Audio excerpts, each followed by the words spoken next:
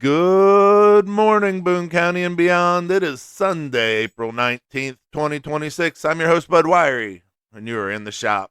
So, guys, we got a lot going on this week. It is got a full board going. So, I want to start with kind of a big shocking news here. Lebanon is going nuclear.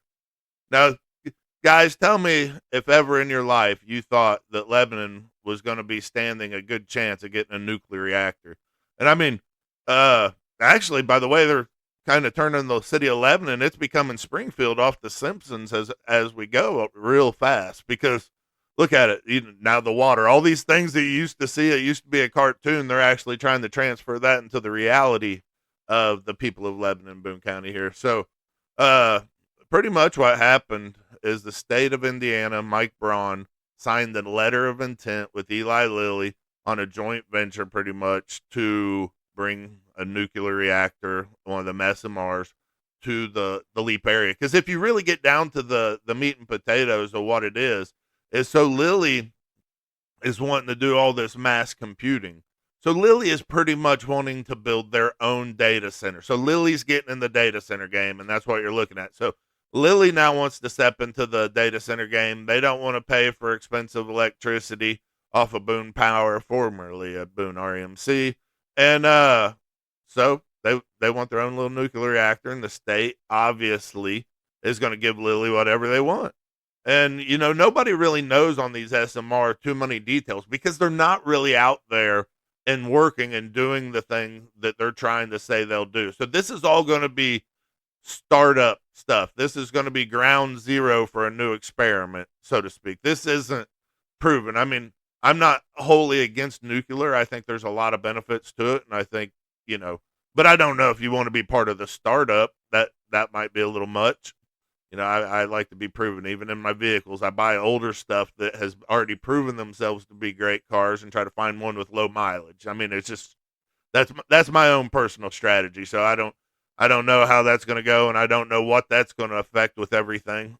Like I said, there's not a lot of information out there on what these are in a reality situation because they don't exist to do that. So, but I mean, obviously, most nuclear stuff also requires a lot of water to cool it and keep that stuff done. That's why a lot of times they were situated close to big bodies of water so that they could source that. So I don't know how that's going to work. I'm like, okay, so now we're going to build a nuclear. I mean, we're already running pretty low on water, and now we're going to put a bomb on the end of it because I think that's what the biggest part of the problem with nuclear is. If they're no longer able to cool, then they can go into the meltdown. I mean, obviously, I'm not a nuclear scientist by no means, but I think that's generally the basic purpose of it. So again, I don't know why we would build one right here, but all the people that are enriching themselves out of selling out our community, they think it's a great idea as always. So speaking of people that think it's a great idea, so we had Matt Gentry on his own page there post about, and he claimed that he didn't know anything about this as always, and he got roasted on his own page. There's no real other way to say it. He just pretty much got roasted the whole way through. You go read the comment section over there. It's pretty entertaining because nobody in this community is buying what they're selling no more. Nobody's buying this politician like, oh, I didn't know this. All news to me. Now you're getting a nuclear reactor, you say. They have been knowing what they were going to be doing to this community the whole time. They've been planning this a long time back, and we've proven it. And these people are connected. And this is the thing that hits me the most, that the more and more you dig into the politics, the more you find these behind the scene connections. And that's just like, the other, I think it was earlier last week, I posted about finding that actually the ticket they put out where Jason Plunkett, Paul Kite, and Chad Pittman, yes, one of the IEDC 3 Kings, Chad Pittman, held a fundraiser event for Craig Haggard. And, this, guys, if you're in the world of things, you want to talk about, it takes a lot to completely render me speechless. But when I seen this, I was like, are you kidding me? So right now we have Jason Plunkett, who is he's the president of the Zionsville City Council, and he's running for the Boone County Commissioner seat right now to try to upset Tim Byer. And we got him doing private swank fundraisers with one of the IEDC 3 kings? Are you kidding me here? Because to think how mind-blowing this is, this wasn't like a public fundraiser for everybody. This was a private event fundraiser where you had $7,000 a piece, like platinum member donations. They kind of had it on a scale there. I mean, this wasn't for the average. So this was over there in the Zionsville, and they hosted this event. And I mean, it doesn't matter if you're within 10 square miles of one of the 3 kings of the IEDC. What did these guys do? They all sat there and used all this selling out of our community and everything to line their own pockets. They sent tons of this money, millions and millions and millions of dollars back to their own companies with no big contracts. They stopped all them, Braun started the audit, but as soon as it started getting hot on what all these people were really doing, he knocked it off, and they need to finish that, and that's the truth. But that's what it is. All of these people, you start to see how they're connected. So you're like, okay, now you can see that the Jason Plunkett is in with these people. And then you look at Haggard, which I was looking to support him in this election. And I know a lot of people that really like him. But now I see him with these other people. And then I find out by the people that I've heard from that he actually has a personal relationship with this Jason Plunkett and Chad Pittman. Like, as he knows them. I mean, I'm not saying they're buddies. They go out and drink beer on the boat, but they're associates of sorts. So that is way too close for me. I mean, you can't. Nobody within that radius is any good. And I mean, I don't have no use for Baird neither, because he's right there in Gentry's pocket, buddy, the way they do it. But that is what you find when you keep looking, and then you look at the Jason Plunkett, and he's related to some of these other people in the community, like the Lisa Bruder, who's the clerk. Okay, we're going to get back to all that because that's a whole nother segment. But that's just what I'm saying. All these people have ties to the others.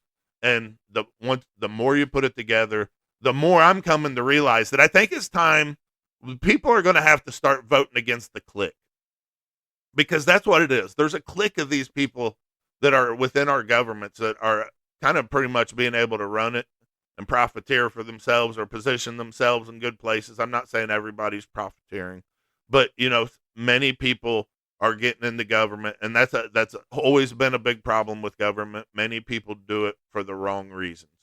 They get in there, and so that's why it was so shocking. So, all right, let's go ahead and get into it. So, earlier this week, I was watching a county council meeting from 3/10 of 2026, and in this video, Lisa Bruder approached the stand. They were going through their meeting, and it was in a comment section of it, and she decided to interject that she was not there for we the people.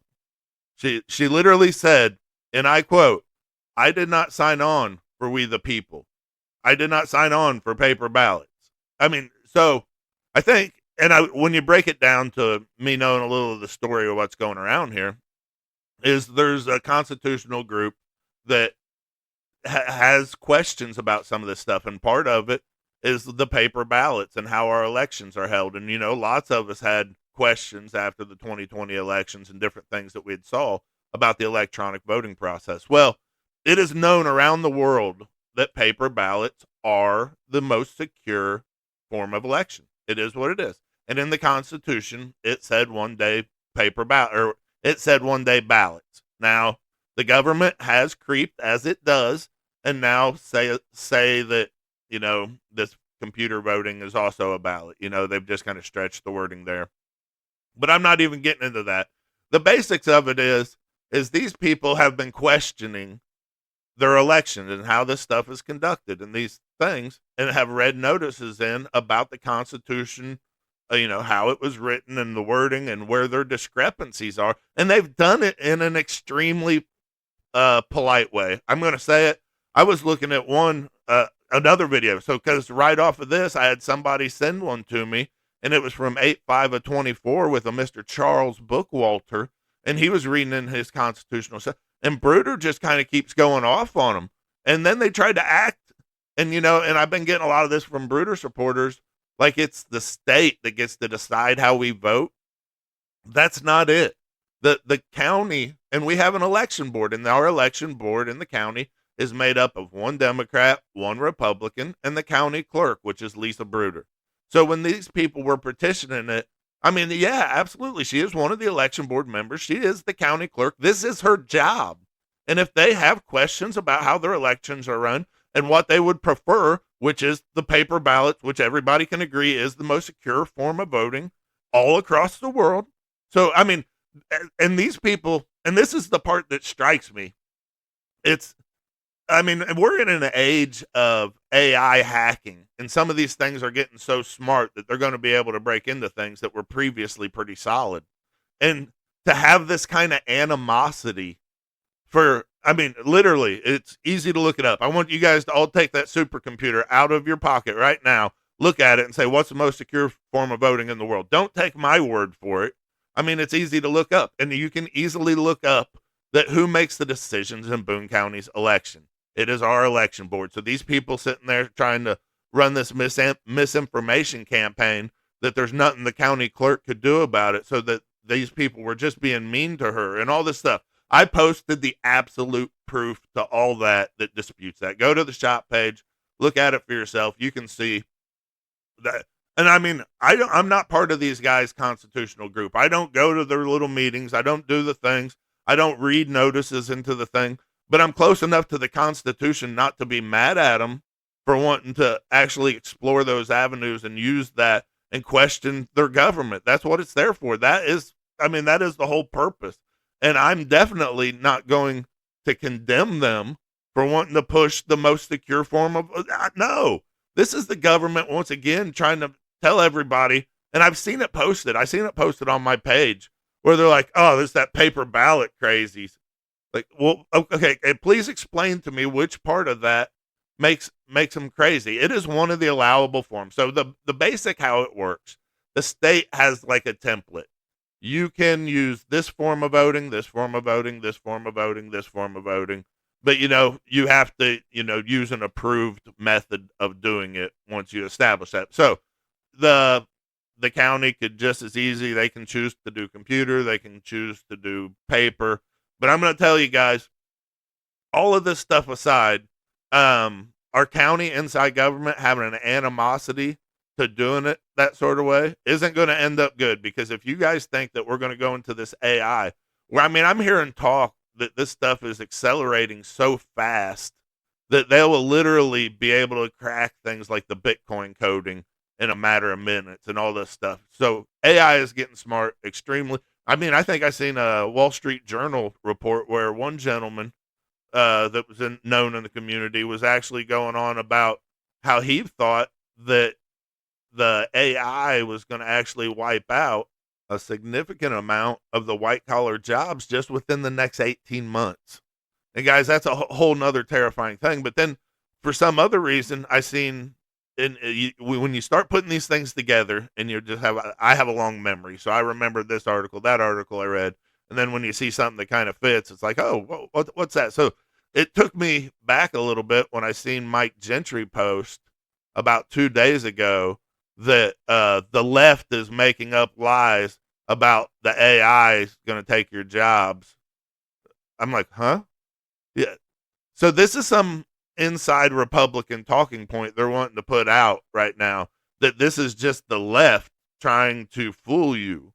Now, guys, this is them trying to ask you to not believe what you can see with your own eyes. You can read in the article where a company lays off 250 people. They are streamlining. You can see how easy this AI can make it. And that's some of the things that I don't think, and I'm really shooting probably for some new blood in a lot of these elections that are coming up, and I'm going to try to put that stuff together. But when you're looking at all these things from all of these different angles, and it's like this AI is streamlining everything like that, it is making things easier to be hacked. It is making our computer systems more susceptible to other people. And to think that our county government has an animosity to doing it in a way that could prevent that going forward. We're getting ready to have an election, and this is going to be the way it is for the next years. I mean, you can look at the videos right now. Our election representative and one of the election board members for the county actually has an animosity to doing it in a way away from the computers. And you guys see how fast AI is growing. You see how fast it is taking over. It's as like I see Elon has said, it's like AI is dumb right now. He said, but it's getting smart fast. And that's what it is. I seen the other day that AI has now created more content than people have throughout the whole history. It is now moving and it's accelerating and it's going to be a new world. But we need people in there and we need people in our government that are going to be able to follow and track this new world and try to keep us from being subjects because literally, I mean, they're controlling so many of these different aspects now. And normally I used to not be, and I seeing this is another thing about it. I'd been asked about paper ballots before in this county several years back, and I was kind of nonchalant to it. I mean, not, it wasn't a big deal. We didn't have nothing. But now once that they started brokering big deals like Lilly and Meta and nuclear power plants and all this other stuff, now all of a sudden there's billions of dollars on the table. I'm slightly more concerned about our voting system. And I mean, the it hasn't been that long ago that we did. And when you're talking about paper ballots, guys, it's not talking about you sitting there and filling out little circles like at your SATs when you were a kid. I mean, it was still an electronic machine right there. You did it, it printed a card. All it basically is, and there's different styles of them, but and there's several approved by our state of Indiana that the county can choose from or whatever they want to do, completely in the county's court. But so these, what it does is it provides a way to audit the election because if you just have computer in, computer out, and never nothing real. See, if you just go to a tabulator machine, you hit your thing, it prints a card, bam, that card can later be manually tested, and a lot of times they'll do a batch of so many just to make sure that everything's staying on the up and up. And guys, we have real concerns out there. And while I'm not a part of their group that goes and does all that and everything else, I sure as hell ain't going to condemn them for being the smarter ones of the group. Because you know me, I'm not afraid to go either. I mean, I'll sit there and I will side with the Sierra Club when they're talking about not putting wastewater in Eagle Creek Reservoir. I mean, I can go a pretty long way with any group out there that's doing something that's common sense. And that's what these people are doing right now. And the people in our government that are trying to condemn them and knock them, they are not. It's not these people pushing for the to a more constitutional representation. Those aren't the people that you guys got to worry about. I mean, pay attention to what's going on out there. Those people aren't the person you have to worry about. Those people aren't trying to fundamentally change your community into something you've never seen before. You guys are getting played. You're getting played by these little cliques of people that are all connected, and we're going to keep putting them together and putting them together. But, I mean, you can see it. You see the teams of them in the yard, and you can see it. Like okay, Plunkett and Bruder, they're actually related. They're cousins, and the other Plunkett that's on the county council, he's brother to Jason Plunkett. And then you got Bruder and Lasley are running as a team. They're hosting events together. You look at the way these people are all interconnected, and then ask yourself if you think all the people around here have been working for the people of our community. Now, I'm not saying all these are bad people. I'm not completely just condemning their whole life, but I'm saying they have, in a lot of ways, lost sight of the people in some of this, and they aren't looking out and they aren't doing the best. Because if they were, then the county clerk would politely talk to these people back and explain that stuff and actually come to some sort of terms on it and at least do some studying on it. And, instead of just challenging them. I mean, if you look at the videos posted on the shop page there, that's what it was. So, I've been on that for a long time, but that was something that was really pretty glaring because the people of Boone County deserve to be able to ask their election officials details about their election and about the process and challenge them. And reading into a constitutional verbiage that supports their side of their argument is not a horrible thing. These are not people to be feared. And I'm just going to tell you guys right now, I think that the clerk did herself a big disservice by coming out there and publicly condemning these people because I don't think they deserve that. They were residents of this county, and we, the people, are what matters. So, all right, moving on. I also wanted to get into, so I touched on that earlier about how the Jason Plunkett, Paul Kite, and the Chad Pittman, they had the event with Haggard and the little swanky fundraiser over there in Zionsville. Well, there was another detail of that I hadn't gotten around to actually talking about yet, and I wanted to make sure that it got included because, and this is the part that really set it off to me and triggered it extra over the top because it was 131 days after that event that Craig Haggard co-authored House Bill 1333 that would make data centers and that stuff automatically approved on non-prime farm ground. So what it would do is if it was non-prime farm ground, it would automatically approve that area over its agricultural zoning for data centers and that stuff. So that would take control away from the local community to where their zoning no longer mattered and it would automatically approve these on their thing. So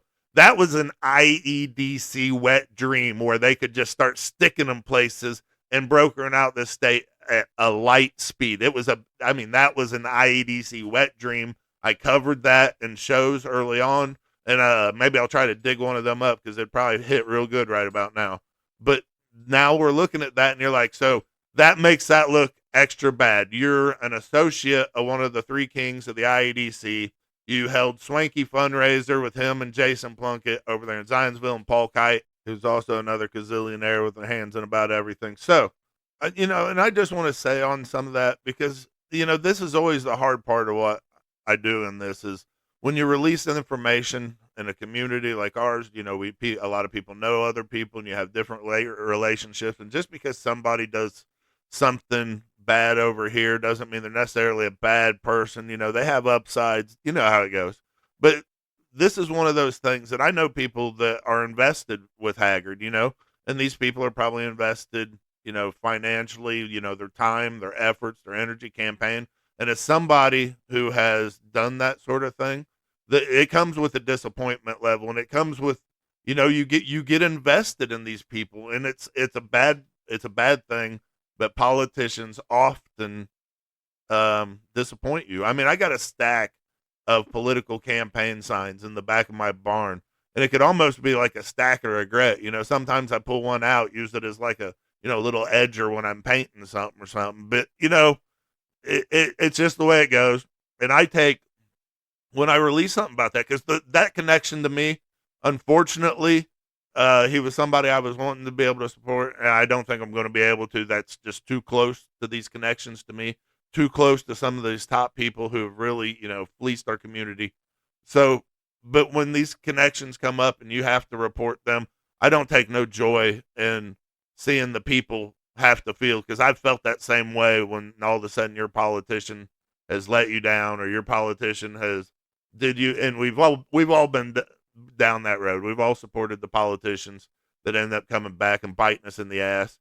And it's even worse when they're your friends. Because I know that some of the amount of people we talk to, I can see it in, this person's a supporter. And then all of a sudden they're like, well, I used to listen to you. I used to think you were okay. I used to, respect your opinion. But now I see that these are people that I've finally gotten too close to.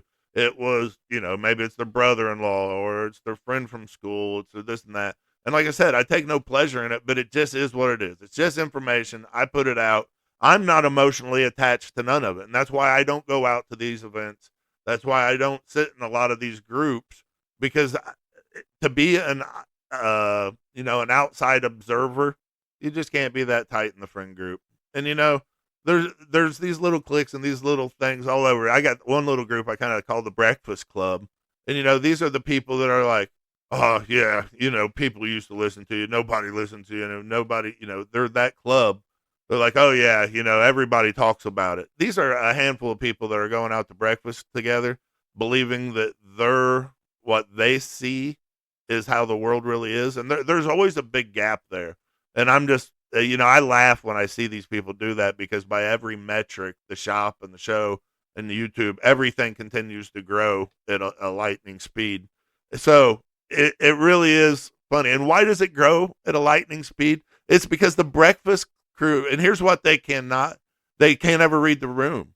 See, because the shop sets new records every month because we all do this together. This is a group effort by all these people, and that's why they're unable to falter it, because so when this one topic gets brought up, people are sending me information. They're sending me these tidbits. The people, and that is what this whole effort has been. And people are like, oh, you just do it for the clicks. Yes, I do it for the clicks. I'm trying to share this information, and I want people to see it. This is not a profitable enterprise to me by any stretch of the imagination. I mean, literally, if I stopped doing every bit of it today, I'd making a whole lot more money, and I'd be doing a whole lot more time spending out on the motorcycle riding it instead of talking to you guys and doing these different things and researching these topics. I'd be playing in my shop. So this isn't, I do it 100% because I believe it's beneficial to the community, because I noticed early on that we had a problem. The people didn't have a voice. The people, information was getting hidden from everybody, and I thought it was negatively affecting the community. We started pushing this, and we started kind of pushing it all together.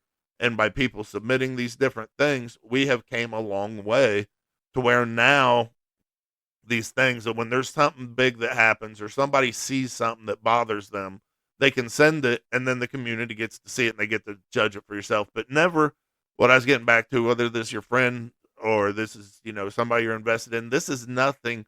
I have no emotional investment in this besides I want our community to be better. I share the information, and I let everybody, as long as people can stay polite and stay factual, everybody gets to have a stay in the conversation. And that's the way it is. Now, if you're somebody that just wants to keep coming onto the page and posting misinformation that I got to keep correcting across 20 boards, well, eventually I'm going to block you.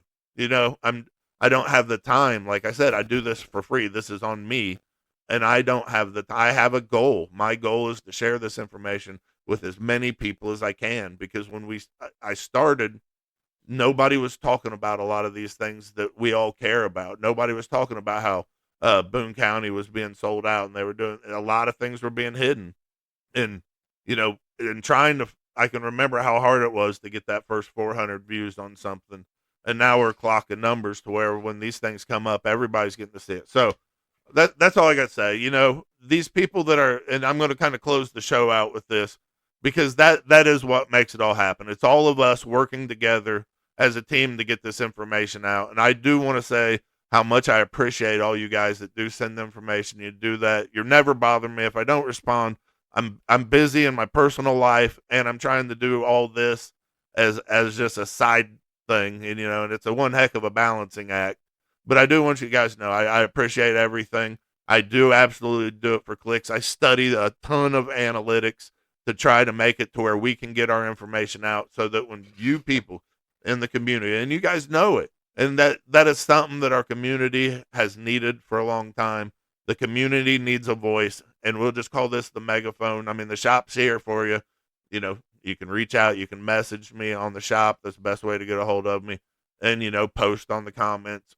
But this gives the people a megaphone, and that's a lot of it. If you think that I happen to be the person that finds all of this stuff, I get sent, hey bud, there's this meeting right here, why don't you look at it? And when they're really nice, they say, hey, why don't you look at it in a minute, blah blah blah, so I can even get closer without having to do too much scanning.